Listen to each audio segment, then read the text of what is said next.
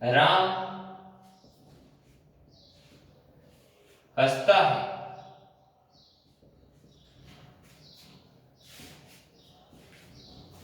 गीता गाती है।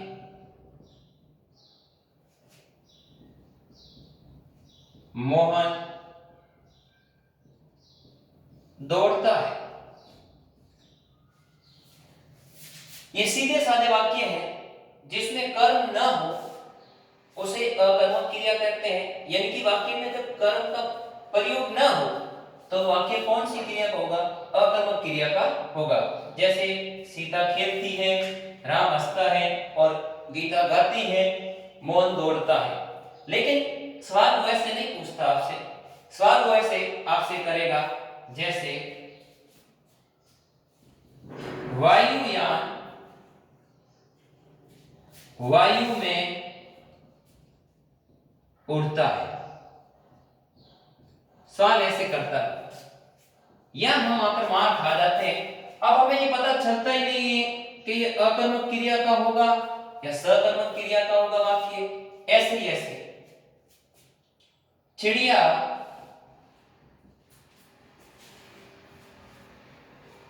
आकाश में उड़ती है। चिड़िया चिड़िया आकाश में उड़ती है।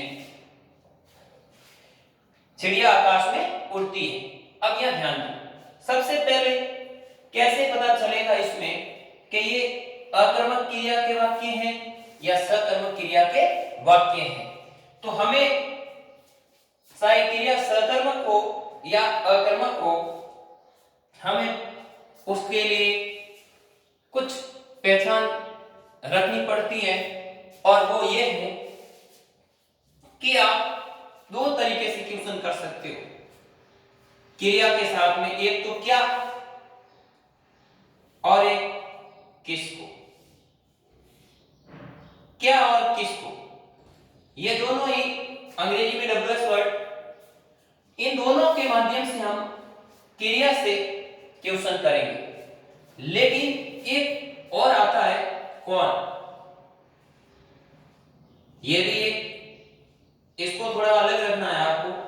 कैसे रखना है मैं बाद में बताऊंगा, अभी ये होने के बाद। कौन, अब हम कर्ता से कौन से क्वेश्चन पूछेंगे? कौन हंसता है तो उत्तर आया राम हंसता है। कौन से क्वेश्चन करते हैं? कौन गाती है तो उत्तर आया गीता। कौन दौड़ता है तो उत्तर आया मोहन। वायुयान वायु में उड़ता है। अब यह क्वेश्चन कौन वाला लगे ना, कौन वायु में उड़ता है, जैसे चिड़िया आकाश में उड़ती है, कौन आकाश में उड़ती है। यदि दिए गए वाक्य में, यदि दिए गए वाक्य में कौन क्वेश्चन लगाकर प्रश्न पूछते हैं और यदि उत्तर में कर्ता आता है, उत्तर में कर्ता आता है, तो वह क्रिया अकर्मक ही होगी, तो वह क्रिया अकर्मक ही होगी।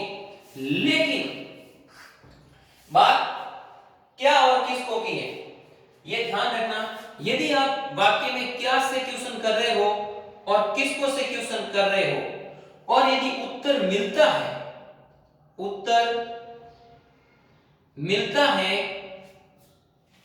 उत्तर मिलता है, तो क्रिया सकर्मक होगी, सकर्मक होगी। और यदि उत्तर नहीं मिलता है, उत्तर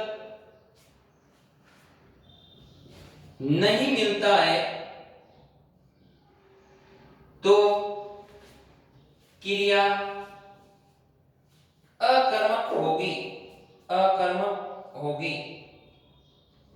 जैसे राम क्या हंसता है, उत्तर नहीं आया। गीता क्या गाती है, उत्तर नहीं आया। मोहन क्या दौड़ता है, उत्तर नहीं आया। वायुयान में क्या उड़ता है, वायुयान वायु में क्या उड़ता है, उत्तर नहीं आया। चिड़िया आकाश में क्या उड़ती है, उत्तर नहीं आया। तो जब उत्तर नहीं आए तो वो सारे कौन सी क्रिया के वाक्य होंगे? सभी अकर्मक क्रिया के ही वाक्य होंगे। अब हम बात करते हैं आगे सकर्मक क्रिया की बात करते हैं। तो सकर्मक क्रिया के अंदर हम बात करेंगे दूसरा पॉइंट है अपना सकर्मक। स्क्रीनशॉट लेते रहे और इसको गौर से पढ़ते रहे।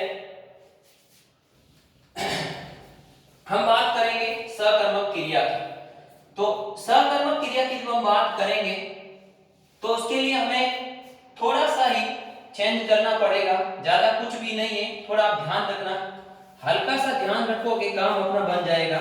जैसे जब वाक्य में प्रयुक्त क्रिया का प्रभाव यहां से कर्म को हटाकर आपको कर्ता लगा देना है, कर्ता, ये हो गया साहब कर्ता। जब वाक्य में प्रयुक्त क्रिया का प्रभाव उसके कर्ता पर न पड़ के सीधा ही उसके कर्म पर पड़ता हो उसे सकर्मक क्रिया कहते हैं, उसे सकर्मक क्रिया कहते हैं। जैसे राम पुस्तक पढ़ता है, गीता गाना गाती है। वैसे गीता गाना गाती है। अब यहां अपन पहले दो वाक्य लिख चुके थे, कैसे सकर्मक और कैसे अकर्मक के, तो अब ध्यान दो दोनों में डिफरेंट। जैसे राम पढ़ता है, दूसरा वाक्य है राम पुस्तक पढ़ता है। जब क्रिया के साथ कर्म हो तो क्रिया कौन सी होगी? सकर्मक। और जब क्रिया के साथ कर्म न हो तो क्रिया कौन सी हो जाएगी? अकर्मक। क्रिया कौन सी हो जाएगी? अकर्मक। अब हम यहां क्वेश्चन लगाते हैं क्या और किसको से। तो राम क्या पढ़ता है, तो अपने पास में उत्तर आएगा, अपने पास में उत्तर आएगा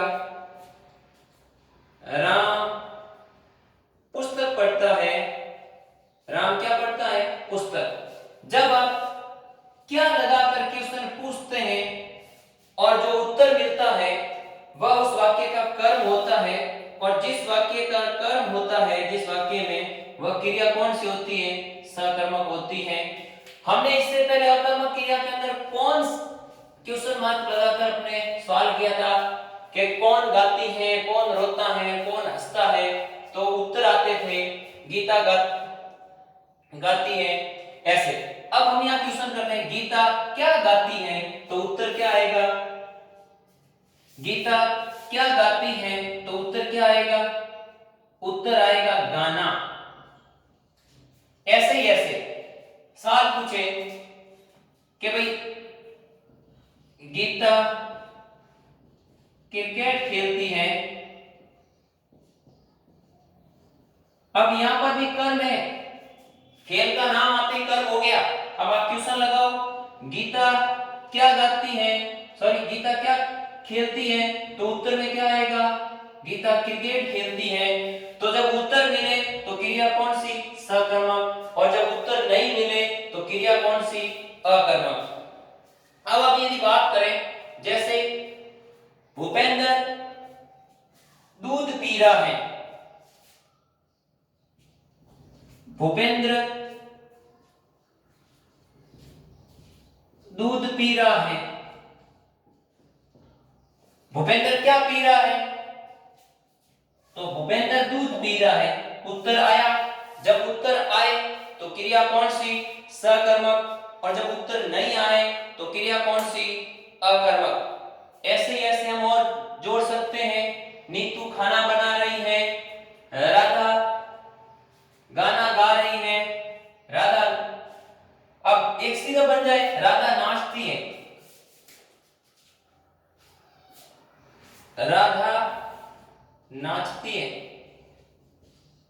तो यहाँ राधा क्या कर, कौन नाचती है। अब यहाँ कौन वाले क्वेश्चन से उत्तर आ रहा है, कौन, और कौन क्वेश्चन लगा है, और जब उत्तर मिले कर्ता, उत्तर मिले कर्ता, तो क्रिया कौन सी हो जाएगी, फिर अकर्मक क्रिया हो जाएगी। क्रिया कौन सी हो जाएगी, अकर्मक क्रिया हो जाएगी। ऐसे ही हम अब बात करते हैं, एक बार वापस थोड़ा ध्यान दो। तो हमने कर्म के आधार पर क्रिया पढ़ी, और उस क्रिया में हम ने दो बातें जानी, एक तो अकर्मक क्रिया और दूसरी सकर्मक क्रिया। तो अकर्मक क्रिया में जब कर्म न हो तो वह क्रिया कौन सी, अकर्मक, और जब वाक्य में कर्म हो तो क्रिया कौन सी, सकर्मक। ऐसे हम सकर्मक क्रिया को आगे जाकर दो भागों में बांटते हैं। कौन कौन से बांटते हैं, एक है आपके एक कर्मक। अब एक कर्मक, ये सारी क्रिया एक कर्मक है, इसमें एक ही कर्म है। जैसे राम क्या करता है, पुस्तक पढ़ता है, तो यहाँ राम के पास पुस्तक एक ही कर्म है, राम के पास में पुस्तक एक ही कर्म है। वैसे वैसे गीता क्या करती है, गाना गाती है। वैसे वैसे गीता क्या खेलती है, तो क्रिकेट खेलती है। तो यहाँ पर भी गीता के पास एक ही कर्म है। भूपेंद्र दूध पी रहा है, भूपेंद्र क्या पी रहा है, तो दूध पी रहा है। तो दूध एक ही कर्म है, पी और रहा दोनों ही क्रिया है। तो अब अपन बात करते हैं आगे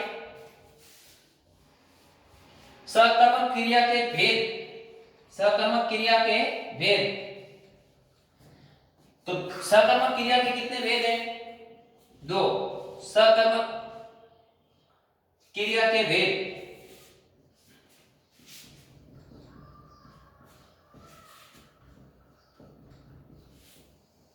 कितने हैं, दो। कौन कौन से हैं, नंबर एक कर्मक क्रिया, एक कर्मक क्रिया, एक कर्मक क्रिया जब वाक्य में प्रयुक्त क्रिया के साथ एक ही कर्म हो, जब वाक्य में प्रयुक्त क्रिया के साथ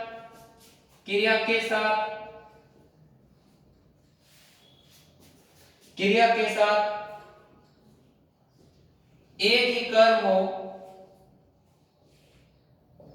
उसे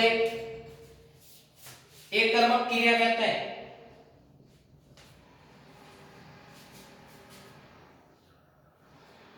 एक कर्मक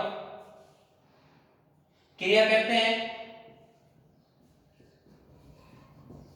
उदाहरण के लिए जैसे नीतू खाना बना रही है। अब यहां खाना नीतू के द्वारा किया गया कर्म है, और एक ही कर्म है, दो कर्म नहीं है। दूसरा, मोहन पुस्तक पढ़ता है। यहां पर भी मोहन का एक ही कर्म है, और कौन सा कर्म है, पुस्तक। मोहन क्या पढ़ता है, पुस्तक। तो वाक्य में जब एक ही कर्म प्रयुक्त हो क्रिया के साथ, तो वहां पर एक कर्म क्रिया हो जाएगी। दूसरा है द्विव कर्मक। तो द्विव कर्मक के अंदर हम यदि बात करें, द्विव कर्मक में यदि हम बात करें,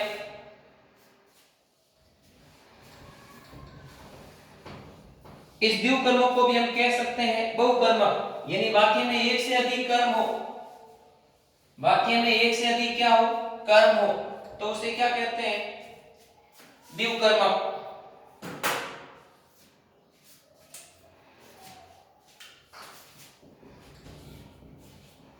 द्विव कर्मक क्रिया। सकर्मक क्रिया का दूसरा भेद है, वो है द्विव कर्मक क्रिया। जब वाक्य में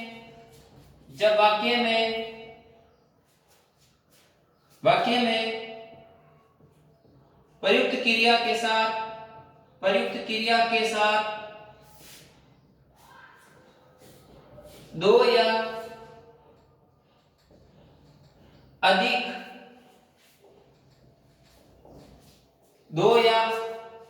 अधिक कर्म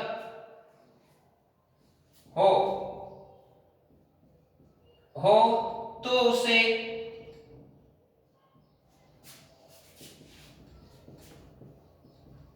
द्विव कर्मक या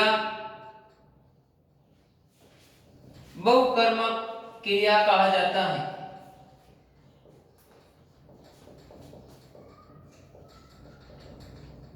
एक से अधिक, दो भी हो सकते हैं, तीन भी हो सकते हैं, चार हो सकते हैं। वैसे कर्म भी दो प्रकार, इस कर्म के खुद के दो भेद होते हैं, एक होता है गौण और एक होता है मूल, एक मुख्य कर्म और एक गौण कर्म। अब अध्यापक जी छात्रों को भूगोल पढ़ा रहे हैं। अध्यापक जी छात्रों को भूगोल पढ़ा रहे हैं। अब यहां ध्यान देना कैसे इसमें दो कर्म हुए। अध्यापक जी छात्रों को क्या पढ़ा रहे हैं? भूगोल पढ़ा रहे हैं। कैसे इसमें दो कर्म हुए? अब देखो, इसमें मैंने आपसे कहा था दो क्वेश्चन लगाने, एक क्या वाला और दूसरा है किसको वाला। क्या वाला और किसको वाला, ये दो।